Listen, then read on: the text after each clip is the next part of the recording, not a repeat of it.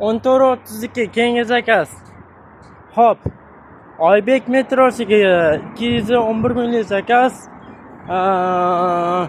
Teplo kafesi, ya'ni Tarnovdan. Hop, o'rtoqlar, bu gapni men gapirmoqchi emasdim. Iltimos qilaman, kafedagilar shoshmanglar. Kuryer bo'yicha horib boradi. Uzog'i bir 5 daqiqa. O'zinglar yog'ini tushungandirsizlar. Yo'qsa 3 daqiqaga ruxsat beringlar. Shoshilmanglar. Joylashtirish vaqti bor. Plus endi men ko'p narsani gapirib o'tirmayman.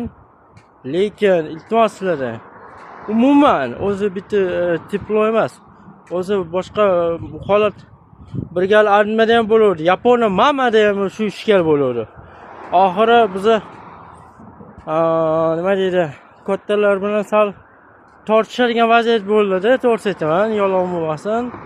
O'shanga mana noto'g'ri tushunmaysizlar degan umiddaman. Shoshilmanglar. Niday bu zakaz noto'g'ri ketsa, keyin sizlar ham kuryer bechara ham javob berishga majbur qolmasin. Keyin 2 martalab qatnashlaring to'g'ri kelib qoladi. Ya'ni ikkinchi marta ovqat qildirib, yana ikkinchi marta qaytadan chiqarib yuborasizlar. Mana tushungan bo'lsanglar bo'ldi.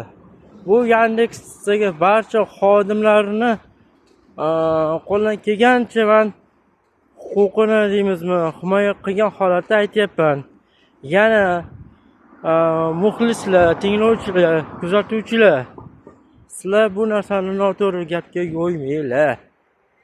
Gapni nima haqidaligini juda yaxshi kafedagilar bilyapti. Maylimi, shoshildilaring. Niday bu zakaz kech bo'lsa nima bo'ladi?